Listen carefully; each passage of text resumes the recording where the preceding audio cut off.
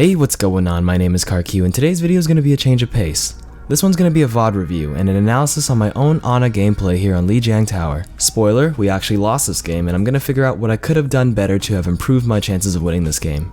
Now the first thing to do is to check your team comp and base your opening strategy with what your team is running. We've got Ana, Lucio as supports, triple tank with Rein, Zarya, Roadhog, and our DPS is Tracer. Immediately knowing we're running Reinhardt, we're going to move towards main on this map and skirmish here with a shield war because of the direct confrontation from one angle versus fighting on point, which ends up leaving one side exposed or open. Now to open up this game, I'm going to stay behind the Rein shield and behind line of sight for now, just healing up the tanks from any poke damage. Now Roadhog lands a very early hook on Reinhardt. Throwing a bio nade here offensively to the hook target can usually secure a kill, but unfortunately we couldn't convert it here. The D.Va flew forward immediately to create space to allow their Reinhardt to back up. This was the correct play from D.Va, and what I did was sleep dart her to prevent her from harassing us any further. I think sleep darting there was the correct play to prevent her from flying out after creating space for the Reinhardt. As you can see, we end up converting the kill and D.Va is dead.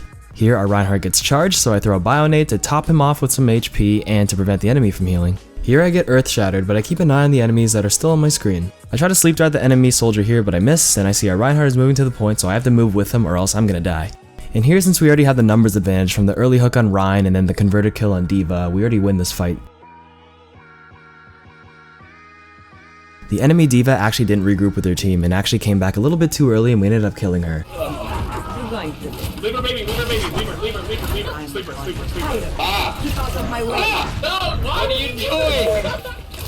I'm sorry, Dad. The correct play there was to leave her and baby D.Va for another 5 to 10 seconds to further stagger their deaths, but unfortunately not everybody on the team was on the same page. Now we push up to their spawn because it's easier to watch this spot than it is to play on point. Now the enemy D.Va has a great ultimate that forces me outside of the courtyard into the open area. They followed this up with a Soldier 76 ultimate with a nano boost in order to catch anybody in the backline that ran out of the courtyard from that ultimate. Our Lucio hears the enemy ult and immediately breaks it down to save us. Now since the team fight is breaking out, I had to nano boost somebody to even stand a chance against this fight. Reinhardt was my only available target and he did his job and he killed both their supports in the back line. However, I made a crucial error in not paying attention to my own HP bar and ended up dying because I was at 17 HP when I went back into line of sight as Soldier. Now if you've been paying attention to the kill feed, you'd realize that our Roadhog actually died very early in the fight. We were fighting this as a 5v6 disadvantage to begin with. Tracer was also killed within the tactical visor, and the fact that I got picked off at the end secured the fight for the enemy team. Staying alive as Ana is super important because you're the biggest healer on the team,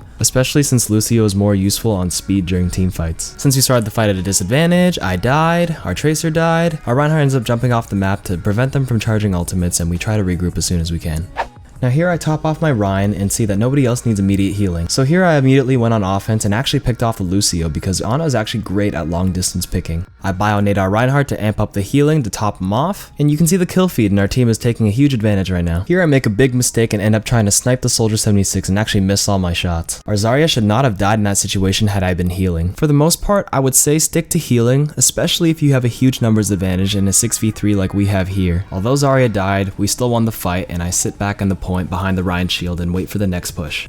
Our Roadhog plays quite far up in respect to our team's position in order to land an early hook to take an early 6v5 advantage. Unfortunately, the enemy grouped up and actually took him out first. In order to work with what we've got, Zarya lands a great graviton and I nano boost Reinhardt, which is great in this situation as he can swing away at group targets. The enemy Rein actually charges out a graviton and I miss my sleep dart and subsequently die because of it. Since I died, the rest of the team fell shortly as they could not have been burst healed by me. Now here's when the enemy begins turning the game around. They correctly push up towards our spawn and caught our Roadhog off guard with some damage. He uses take a breather ability and the enemy Rein capitalized by charging since he was standing still. This created an advantage for their team and disorients all our positions. You can see how capitalizing on a mistake can translate into many more valuable seconds on King of the Hill maps like this.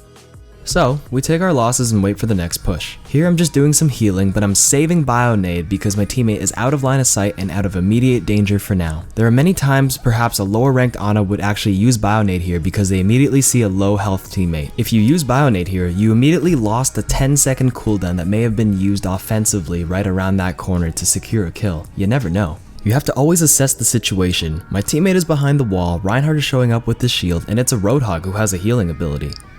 So moving on, I save my Bionade and the enemy Ryan charges forward and misses. However, he was actually bubbled by Zarya, so no one could interrupt the charge. Our team was actually about to turn on him, but the D.Va followed up with a terrific mech explosion. This prevented anyone from looking back into our spawn, as we all had to break line of sight or risk dying to the explosion. Surprise! It's the enemy Reinhardt. The enemy D.Va's explosion was terrific in buying enough time for the enemy Reinhardt to come back up top and jump on our Reinhardt from behind. The teamfight is lost, and I know I'm gonna die anyway, so I try to jump off the map to prevent the enemy from charging their ultimates further. At this point, the enemy had staggered and stalled us enough that they had built up the point to 99%. Our Tracer had to fly ahead of us in order to trigger overtime. The rest of us actually ended up getting caught in a Graviton Earth Shatter combo.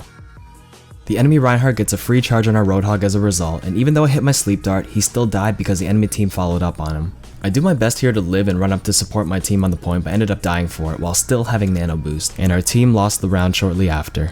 Now here's where the VOD reviews come in handy. What if I decided to nano boost someone at some point during that whole ordeal?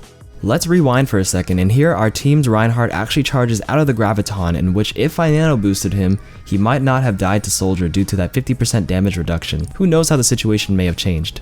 Now, the point of a VOD review is to analyze what you could have done in all those losing situations to have potentially improved your chances of winning, because you are the only one in control of your own actions, regardless if the rest of your team didn't play the fight correctly. So with that being said, my personal critique from my Ana play this game was failure to pay attention to my own HP and going back into line of sight of Soldier then dying. Going on offense and missing all my shots instead of taking the safer option and healing my team when we've already won the fight, thus giving the enemy a free kill and free ulti charge. Missing a critical sleep dart and then dying, and not using nano boost when I probably should have, because it's do or die in that situation. The game was already 97 to 99% in overtime. I'm gonna stop it here at the first round, or else this video will be too long. Let me know what you guys think of this VOD review, and if you genuinely enjoyed it and found it helpful, please let me know if you want to see the rest of the analysis on this game. Comment down below, and if there's enough interest, I'll definitely put it up. Anyways, that's all I've got for today. My name is KarQ, and I hope you guys have a great day.